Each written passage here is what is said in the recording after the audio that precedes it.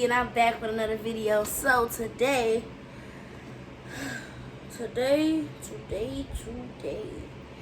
we're gonna be I'm gonna be talking about something very touchy, something very this near and dear to my heart.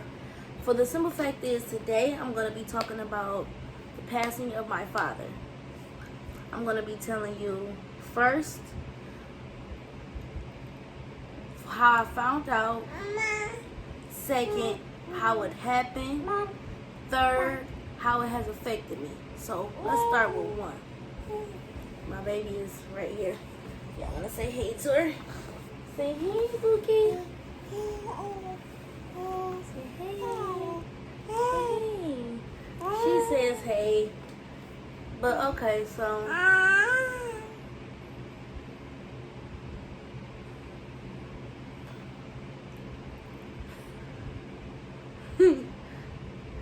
how I found out. So I was on the phone with my dad that whole day, the day that he passed. Well, the night before he passed, should I say, because he passed at 2 a.m. So I was talking to my dad the whole day. I didn't know why he kept calling me. He kept calling, and I'm like, Dad, why do you keep calling me? And he was like, because I want to talk to my daughter, and stuff. So I'm like, okay, whatever. So she's just in love with the camera. I don't know what's wrong with her. She need to go sit right here. But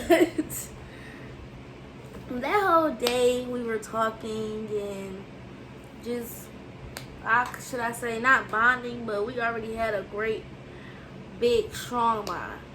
But we were just talking all day, talking about what we was doing. And he kept asking me to come over, and I was like, Dad, I got the baby. This was my baby was little. She was like 3 months.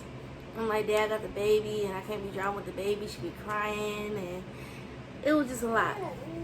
So I told him I was going to come over after my boyfriend got off of work, which is her dad. And he was like, okay, what time does he get off? I was like, 1:30, 2 o'clock, maybe 1:30, he might get off early. So he's like, okay, cool. If he gets off early, let me know so y'all can be on your way over here. He didn't get off early. He got home at like 1:45, 1:30, 1:45-ish. And we were laying down sleeping, and somebody kept calling my phone, but I was asleep, so I didn't want to answer. So I finally ended up answering after like the second call.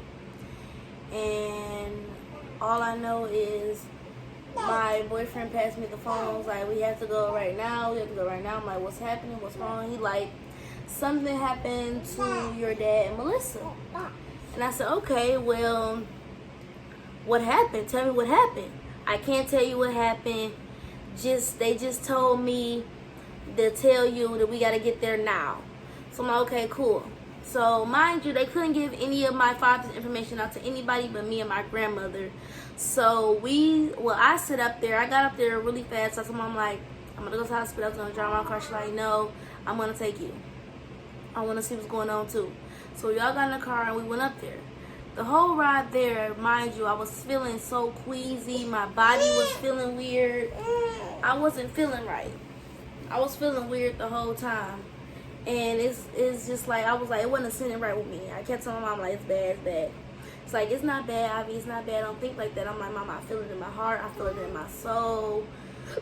I feel it in my guts. I just feel it so deep. You know what I'm saying? So it was just like, I didn't know what to really do. I was just confused. I didn't know what happened. I thought maybe like they were drinking and they had like an accident or something like that. So I get to the hospital and I'm sitting there in the waiting room waiting on my granny to get there. I'm waiting on her for about 25 minutes, not too long. But she tried her best to get there.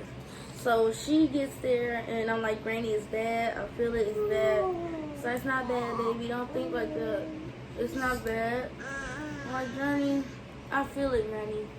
My heart hurts. I just couldn't stop crying. I just couldn't stop crying.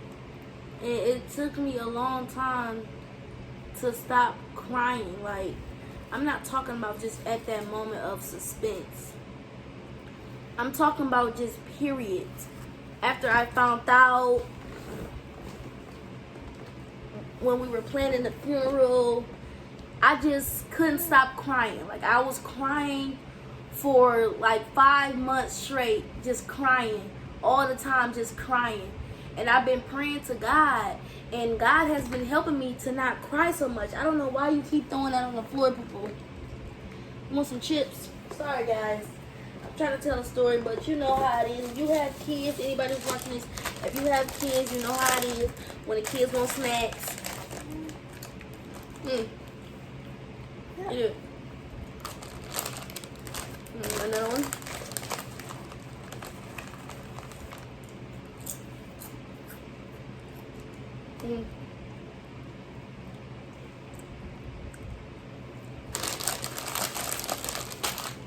But for months and months and months and months, it just still don't feel right. So we're sitting there, we're waiting, and we goes up to where he was at, and we sits in this waiting room waiting for the doctor to tell us what happened. Now, mind you, everybody in this hospital, everybody in that fucking hospital, they fucking knew that my dad was dead. The receptionist lady, the fucking security guards, every fucking body, the nurses, everybody knew. Because when somebody dies, they say cold blue.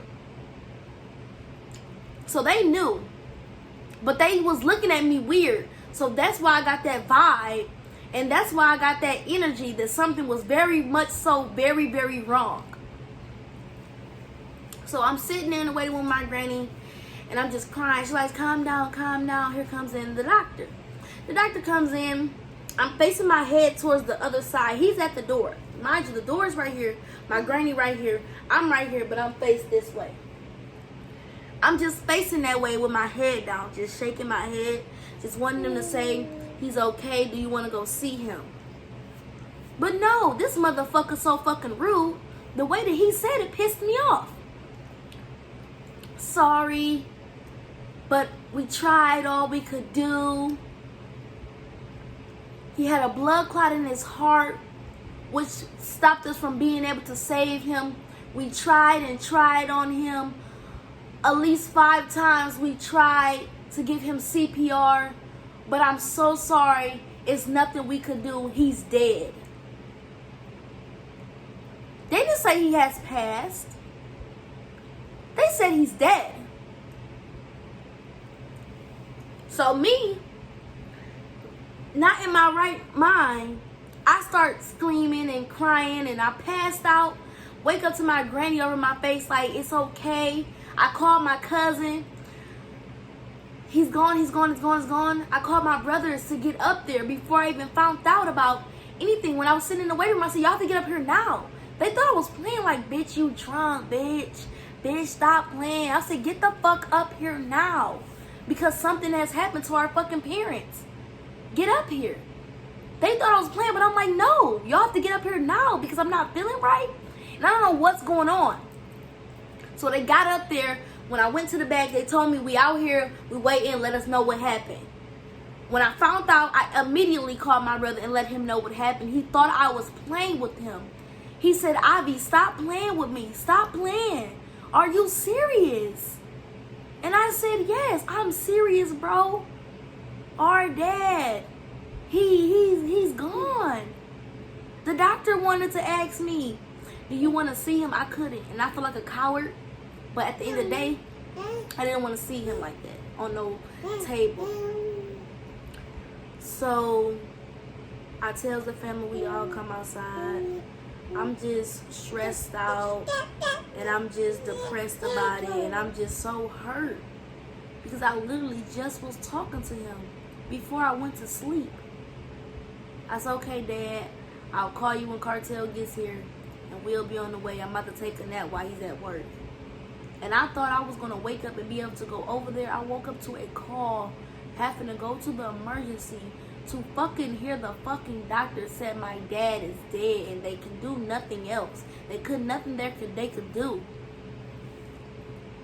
So All my families out there, of course, you know how it goes. When somebody in the family passes, we all have to be there for each other. We all have to comfort each other. We all have to do that. So that's what we did. For a whole 2 weeks straight. All my cousins, all my brothers, my fiance, my ex-fiance, my daughter, everybody was at my Auntie Nene house. We were there every day together. We planned the funeral. It was a beautiful service. We got t-shirts made and all that. But what fucked me up the most is when I had to go with my stepmother to prepare my dad's hair for his funeral. Because as soon as I walked to see that room, all I seen was my daddy's dreads just hanging off the table. I completely broke down. Because no matter what me and my dad went through, I would have never thought I would have had to bury him at this age.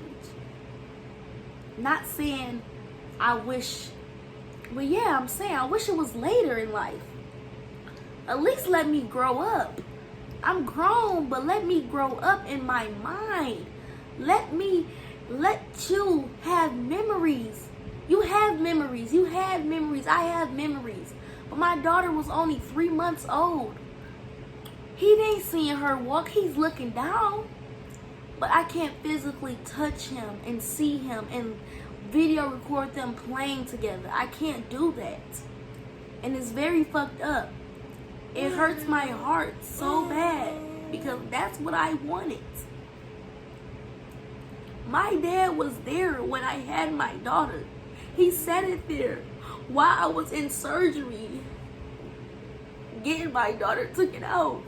And he waited. And the first face I seen when I woke up out of my surgery was my dad's face. He was right there holding my daughter. So when I think about it, it hurts my heart so bad. It makes me feel so horrible because I wanted him to be here. It has affected me so badly. It's like it hurts so bad because my dad was my best friend. We talked about everything. I could tell him personal business. And a woman never, I don't know any woman that tells their dad about their sex, okay? That's how close we were. That's how close we were. We talked about everything. He told me about his damn sex, and it was weird. But after a while, I got used to it because that was our relationship. We were best friends. My dad told me that you're my best friend. You know more about me than anybody on this earth. And so, right now, I just pray that God gives me strength. That he gives me strength. You know what I'm saying? I have my ups and downs with it. It's still so fresh. My dad died June 29th of 2020. 2 a.m. in the morning. So it's still fresh. I pray it. I'm so hard about it. I went through a breakup. And being alone in this state, it's just horrible. It's really just horrible.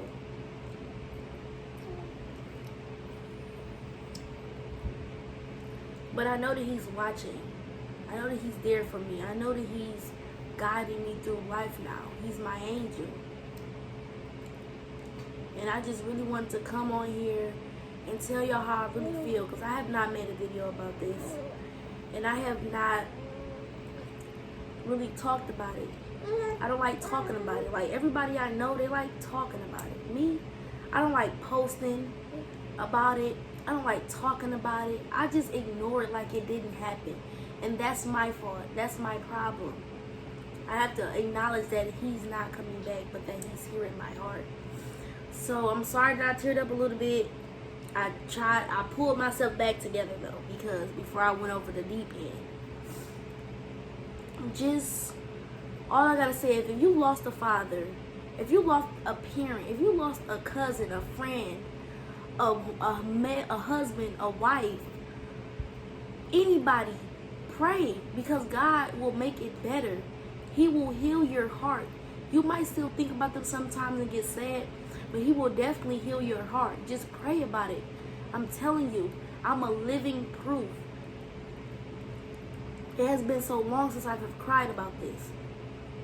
So, for the simple fact is, I just want to come on here and tell y'all how I feel, how it's affected me, what happened, how it happened, and just how my life has been, how my life has changed since this happened. So if you like this video and you have any relatives or friends or family or anything like that, comment down their name. Long live your family, long live your friend, long live your husband, your wife, your boyfriend, your girlfriend. Long live them, because they're going to always be in your heart. You don't have to feel sad, because they're in a better place now, and that's what I have learned. So thank you for watching my video. Like, comment, subscribe, and stay tuned for more videos.